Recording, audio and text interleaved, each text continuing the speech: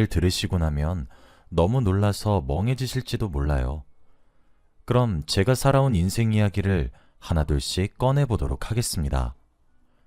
저는 20대의 집안의 생계 유지를 위해서 바로 취직을 했어요. 돈이 되는 일은 다 했던 것 같고 매일 계약직으로 일을 했기에 계약 기간이 끝나면 매일 새로운 일을 구해야 하는 것이 일상이 되었죠. 20대 중후반이었던 저는 그때도 계약직이었고 정규직이 되기 위해 악착같이 일했습니다. 나름 이름 있는 기업에서 일하고 있었는데 그곳에서 저는 막내였고 선배들 눈치 보랴 일하랴 하루가 어떻게 지나가는지 모를 만큼 바빴습니다. 제가 일하는 부서가 다른 부서에 비해 선후배끼리 사이가 굉장히 좋았어요. 텃세도 없고 저를 괴롭히는 직장 상사도 없었습니다. 그리고 한 달에 한 번은 팀장님 사비로 직원들끼리 다 같이 여행도 갔고요. 그곳에 가서도 다 같이 언니 오빠 하면서 재밌게 놀았습니다. 그러다 보니 일도 술술 풀리고 팀워크도 좋아지더라고요. 제가 많은 회사를 거쳐 다녀봤지만 그때 다니던 회사가 가장 마음에 들었습니다. 팀장님이 워낙에 직원들 하나하나 다 아껴주세요. 그리고 젊고 잘생기기까지 하시니 솔직히 저희 회사 직원들 중에서 팀장님 안 좋아하는 사람은 없을 겁니다. 저도 물론 마음 한구석에는 팀장님을 좋아하는 마음이 조금씩 자라고 있었어요. 그렇다 보니 늘 팀장님 옆에서 서성거리게 되고 시답지 않은 말도 해보고 싶더군요. 제가 몇 달간은 혼자 짝사랑을 하다가 이대로는 안 될 것 같아 먼저 데이트 신청을 했습니다. 단순히 계약직이 팀장에게 데이트 신청을 했다고 의아해하실 수는 있지만 그때 저는 계약 기간이 거의 다 끝나갔고 어차피 잃을 것도 없겠다는 생각에 팀장님과 밥 한 끼 하고 싶어서 그랬어요. 정말 떨리는 마음으로 식사를 대접하고 싶다고 하니 착한 팀장님은 바로 수락해 주셨습니다. 식사하기 하루 전날 너무 떨려서 밤잠을 설친 기억이 있어요. 아무튼 저는 식사 내내 저의 매력을 다 어필했습니다. 제가 이야기하는 내용들을 잘 들어주시고 공감도 해주시더라고요. 시간이 금방 지났고 더 오래 같이 있고 싶을 정도였죠. 그렇게 저는 팀장님과 좋은 시간을 보냈고 이제 후회 없이 퇴사할 수 있겠다고 생각했어요. 그런데 그날부터 팀장님이 무언가 달라지셨습니다. 저를 대하는 태도에서 다른 직원들에게는 절대 하시지 않는 친절함이 보였거든요. 원래 다정하고 어떤 사람이든 친절하게 대하시는데 그것과는 사뭇 다르게 느껴졌습니다. 다른 여직원들도 눈치채고 저에게 팀장님과 무슨 사이냐고 물어봤으니까요. 저도 팀장님이 설마 나를 좋아하나 싶었을 그때 팀장님께서 저에게 고백하셨습니다. 제가 집과 회사와 거리가 있는 편인데 매일같이 데려다 주시다가 어느 날 좋아한다고 하셨어요. 저도 팀장님을 좋아하고 있었고 항상 바라던 순간이었으니 거절할 이유가 없었죠. 그 자리에서 바로 제 마음도 고백했고 저희는 사귀게 되었습니다. 회사 직원들끼리 사이가 너무 좋다 보니 비밀 연애는 전혀 하지 못했죠. 그리고 팀장님 성격상 좋아하는 걸 숨기지 못해서 직원들이 이미 다 알았습니다. 다들 축하해 주었고 저는 자연스레 정규직도 되었어요. 초반에는 다른 부서에서 남자친구 백이라고 욕하긴 했지만 팀장님이 욕을 먹지 않으려면 제 실력으로 증명해 줘야겠다는 생각에 정말 열심히 일을 했어요. 아무튼 저희는 오래 연애를 했고 헤어질 기미가 전혀 보이지 않았습니다. 왜 이제서야 만났나 싶을 정도로 정말 잘 맞았고 싸우지도 않았죠. 연애를 거의 반년 정도 했을 때 저희 커플 사이에 놀라운 소식이 들렸습니다. 바로 제가 임신을 한 것이죠. 임신 테스트기에 두 줄이 그어진 것을 본 순간 기쁘기는 했지만 한편으로는 걱정이 많이 되었어요. 혹시라도 남자친구가 저를 떠나면 어떡하나 엄청 두려웠거든요. 하지만 남자친구는 저의 임신 소식을 듣고 저보다 더 기뻐했습니다. 평생 같이 하자고, 나중에 프로포즈 제대로 하겠다며 행복하게 아이랑 살자고 했어요. 그 말을 듣는데 제가 다 벅차고 눈물이 나더군요. 앞으로 넘어야 할 산들을 같이 넘어보기로 했습니다. 그런데 딱 하나 걸리는 게 있었어요. 바로 남자친구네 집안입니다. 제가 사귈 당시에는 몰랐는데 남자친구가 제가 다니던 회사의 회장님 아들이더라고요. 그렇다 보니 시장에서 떡볶이 집을 하고 있는 저희 집과 빈부격차가 많이 났습니다. 남자친구는 회사를 물려받기 위해 팀장 일부터 배우고 있다고 했죠. 저희 부모님은 저의 임신 소식을 듣고 기뻐하셨지만 남자친구네 집안에서는 물건을 집어던지면서까지 반대하셨습니다. 아이를 지우라고 난리였고 절대 저를 며느리로 받아줄 수 없다고 했죠. 그런데 그렇게 반대하셔도 저의 남자친구는 꿈쩍도 하지 않았습니다. 오히려 저와 더 함께하고 싶어 했죠. 남자친구는 집에서 쫓겨나기도 하고 가족과 연을 끊자는 말을 들으면서도 저를 지켜줬습니다. 함께 집을 구해서 같이 도망치기도 했고 다른 지역으로 멀리 떠난 적도 있어요. 하지만 그때마다 남자친구네 어머니가 매일 찾으셔서 남자친구는 끌려갔죠. 그리고 휴대폰도 뺏기고 회사도 며칠간 못 나온 적이 있습니다. 방 안에만 갇혀있던 것이었죠.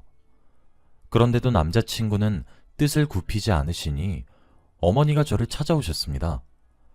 정말 드라마에서 보던 것처럼 돈봉투도 주시고 물사대기도 맞아봤어요. 그런데 정말 수치스럽고 많이 슬픕니다. 처음에는 화를 내면서 저에게 어떻게 아빠도 없는 천박한 너 같은 거랑 우리 아들이랑 부부가 돼? 너도 절대 만날 수 없는 사이인 거 알잖니? 돈이 없으면 양심이라도 있던가. 사귀었던 걸로만 만족하고 당장 애 지워! 라고 하셨죠. 하지만 저도 뜻을 굽히지 않으니 나중에는 아예 오열을 하셨습니다. 저에게 무릎을 꿇고 제발 헤어져 달라고 했죠.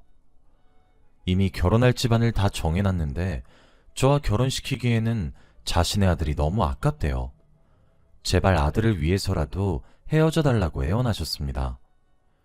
그때 솔직히 흔들리긴 했어요. 다른 사람도 아니고 남자친구가 저 말고 다른 여자와 만난다면 더 순탄하게 살 수 있을 것 같았거든요. 그래서 정말 고민했고 또 고민했습니다. 그런데 제가 계속 대답을 주지 않으시니 결국 저희 어머니가 하시는 분식집까지 가셨어요. 가서 돈도 주고 난리를 치시면서 장사를 방해하셨죠. 저는 아버지가 일찍 돌아가셔서 어머니 혼자 힘들게 장사를 하고 계셨는데 그렇게 난리를 치시니 어머니가 정말 혼자 힘들어 하셨습니다. 그리고 돈봉투도 쥐어주시면서 밀린 대출금 다 갚게 해주겠다고 했죠. 어머니가 저보고 헤어지면 안 되냐고 부탁하셨을 때 정말 고민 많이 했어요. 그때는 남자친구도 못 본 지 조금 되었고 서로를 위해서 정말 헤어지는 게 맞나 싶었습니다.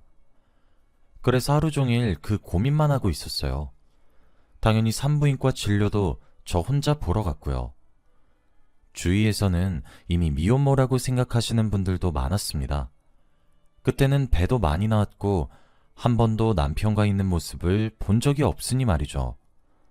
정말 남자친구가 보고 싶었고 그리웠습니다.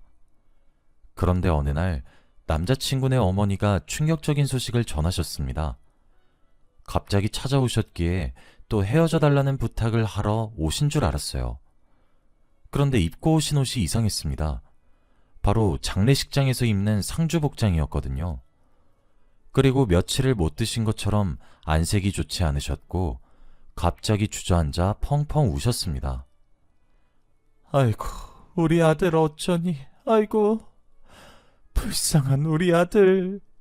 이 말을 하셨고 저는 무슨 일인지 여쭈어 보았죠. 그런데 어머니가 하시는 말씀은 정말 충격적이었습니다.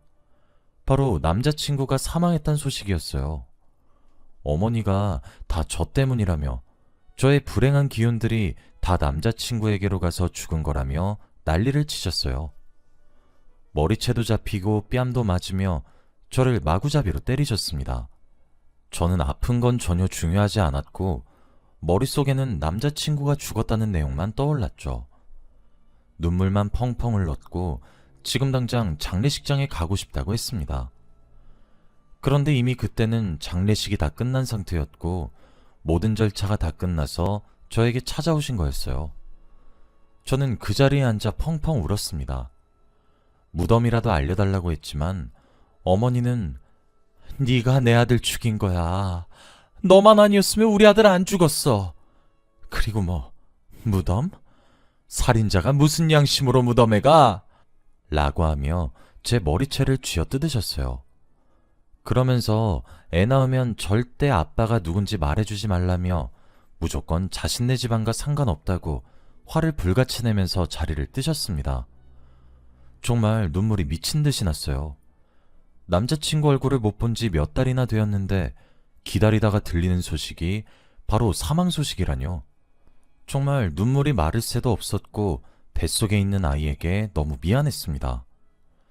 제가 어떻게든 남자친구의 무덤을 찾기 위해 이리저리 연락도 해보고 경찰서까지도 가봤어요. 하지만 저희는 혼인신고를 한 사이도 아니었고 회사 직원들도 이미 어머니가 말을 해놓은 상태라 저의 연락을 단 한 명도 받지 않으셨죠. 그렇다 보니 제가 어디서 어떻게 그 사람이 죽었는지 알 길이 없었습니다. 그렇게 슬픈 나날들의 끝에 바로 저의 축복이 태어났어요. 남편 없이 혼자 아이를 낳았지만 이 아이만큼은 꼭 행복하게 해주겠다고 다짐했죠. 저와 아들 둘이서 평생 행복하게 살 줄 알았습니다. 그런데 여기서 또 어머니가 등장하세요. 바로 저희 아들을 데리고 가셨습니다. 제가 자신의 아들을 죽였으니 제 아들이라도 달라고 하면서 말이죠. 그리고 아들이라서 집안을 이어받을 수 있겠다며 오히려 아들을 위해서도 이게 좋다고 하신 뒤 저의 허락도 없이 산부인과에서 바로 아이를 데리고 가셨습니다. 저는 태어나자마자 아기 얼굴도 못 보고 바로 아들을 뺏겼어요. 병원에서 울고불며 난리를 쳤지만 간호사와 의사는 본체도 하지 않았죠. 아마 어머니가 돈을 많이 쥐어주신 것 같아요. 그리고 저는 혼자가 되었죠. 남편도 없고 아들도 없이 혼자가 되었는데 이제는 잃을 것도 없었습니다. 돈을 벌어도 쓸 곳이 없었고 살아도 왜 사는지 모르겠더라고요. 저희 어머니가 저를 정말 많이 챙겨주셨어요.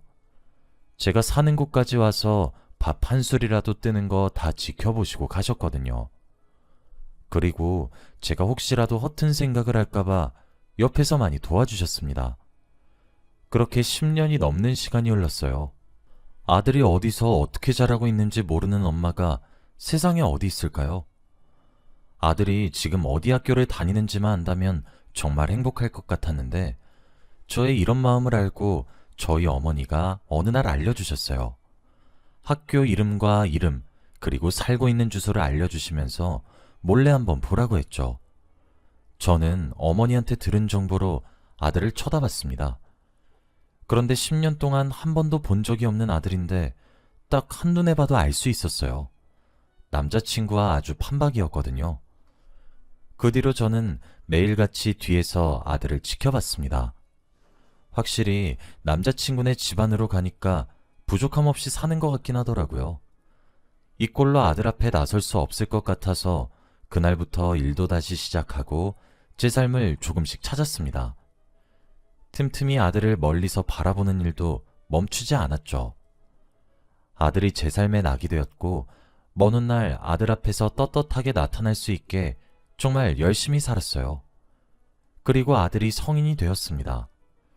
제가 50대가 되었고 이제 얼굴에 주름살도 많아졌어요. 저는 매년 남편의 제사를 지내고 있었어요. 항상 마음속에 남편이 있었고 그동안 다른 사람들을 전혀 만나지도 않았습니다. 저에게는 아들 앞에 서야 한다는 숙제가 남아 있었거든요. 아들은 성인이 되자마자 바로 남편네 집안 회사에 들어갔습니다. 몇십 년 전에 남편네 어머니가 말한 회사를 물려주기 위해서 그렇겠죠. 이제 더 늦기 전에 아들 앞에 나서기 위해 정말 뜻만 들였습니다. 항상 고민했고 기다렸어요. 혹시라도 제가 아들을 버린 엄마라고 기억하면 어떡하나 싶기도 했고, 아예 엄마라는 존재를 혐오하면 어떡하나 정말 걱정되었거든요. 매일 똑같은 일상의 반복이었고 하루 종일 고민했습니다. 그런데 어느 날 제가 사는 집 앞에 누군가 서 있었어요.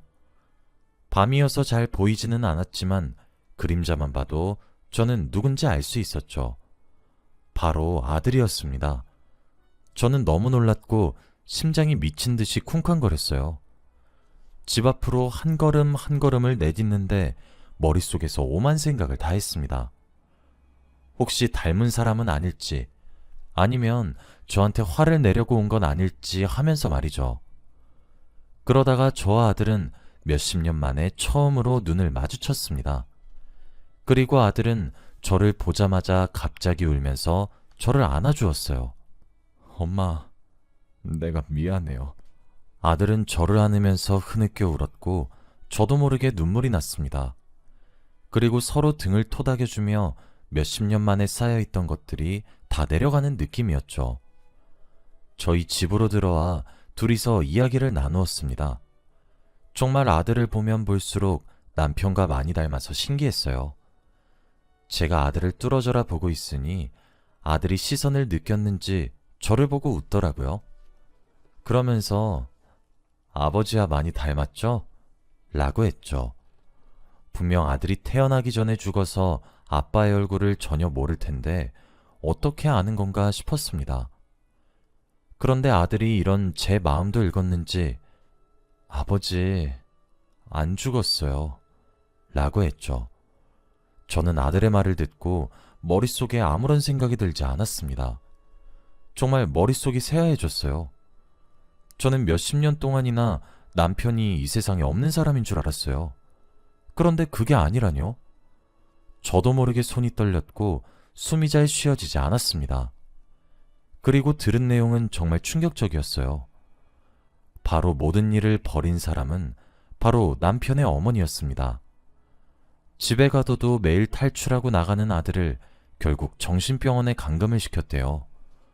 거기서는 절대 나올 수 없었고 아무것도 못하니까 갇힌 채로 살아야 했던 거죠. 남편이 갇혀있는 동안 저한테 남편이 죽었다고 연기를 하신 거였습니다. 그리고 남편은 그곳에서 다시는 저와 만나지 않겠다며 괜찮아진 척 연기를 하고 몇 달 만에 정신병원에서 나올 수 있었다고 합니다. 그리고 어머니에게 신뢰를 주기 위해 일부러 저에게 연락을 전혀 하지 않고 일에만 매진했다고 해요. 점점 어머니가 남편에게 관심이 없어질 때쯤 몰래 저에 대해 알아보고 있었답니다. 제가 아들 뒤를 멀리서 지켜봤을 때 남편은 저의 뒤를 멀리서 지켜보고 있었던 것이죠. 매일같이 저에게 찾아오고 싶었지만 혹시라도 어머니가 알게 되신다면 저에게 피해가 올 것 같아 선뜻 다가가지 못했다고 해요. 그런데 지금 어머니가 많이 편찮으셔서 전혀 그렇게 하지 못하시니 제가 혹시 남편이 보고 싶다고 하면 아들이 이 자리에서 바로 불러준다고 했습니다. 저는 갑작스럽게 너무 많은 이야기를 얻게 돼서 정신이 차려지지 않았어요. 그런데 그때 저희 집에 초인종이 울렸습니다. 늦은 밤이었고 저희 집을 찾아올 사람은 아무도 없었기에 그때 전 누군지 짐작할 수 있었죠. 아들도 누군지 알아챈 눈치였고 놀란 저를 두고 문을 열러 나갔습니다. 그리고 현관문에서 몇십 년 만에 남편을 보았어요. 세월이 많이 지나서 그런지 몇십 년 전에는 없었던 주름이 얼굴에 많이 생겼더군요. 그리고 저희는 서로의 얼굴을 보자마자 펑펑 울었습니다. 저희 둘이서 우니까 아들도 눈물이 났는지 셋이서 얼싸안고 울었어요. 정말 그때만 생각하면 아직도 눈물이 흐릅니다. 그렇게 한 10분이 넘는 시간 동안 울었던 것 같아요. 저희는 그렇게 세 가족이 처음으로 모였습니다. 새벽 내내 그동안 어떻게 살아왔는지 이야기를 한다고 밤을 다 샜어요. 그리고 저희는 셋이서 함께 살기로 했습니다. 남편과 아들은 돈보다 가족이라며 짐을 다 챙기고 저희 집으로 들어왔어요. 그리고 저와 남편은 드디어 혼인신고를 하고 부부가 되었습니다. 지금은 저희 어머니가 했던 분식집을 물려받아 저와 남편이 하고 있어요. 원래 장사가 잘 되었던 분식집이라 저희가 물려받고도 손님이 많았습니다. 그리고 아들은 다니던 회사를 그만두고 새로 일을 시작했어요. 예전부터 하고 싶던 일이 있었는데 할머니가 회사를 물려받아야 한다고 강요를 해서 못했던 것을 지금 하고 있습니다. 저희 집은 정말 화목하고 평화로워요. 몇십 년간 가족으로서 못했던 거 하나씩 다 하는 중입니다. 그리고 무엇보다 몇십 년 만에 만났지만 전혀 어색한 게 없어요. 왜 이제서야 만났나 싶습니다. 아들은 이제 차차 결혼 준비를 하고 있고 저와 남편은 신혼 같아요. 남편도 저를 그리워하고 있었다는 게 정말 운명이 아닌가 싶습니다. 지금 생각해도 저의 인생 이야기는 정말 영화 같아요. 저의 친한 지인들도 모르고 있는 이야기인데 오늘 한번 풀어봤습니다. 다들 어떻게 이런 일이 있는지 놀라우시죠? 저도 아직까지 잘 믿기지 않습니다. 저의 이야기는 여기까지예요. 들어주셔서 감사합니다.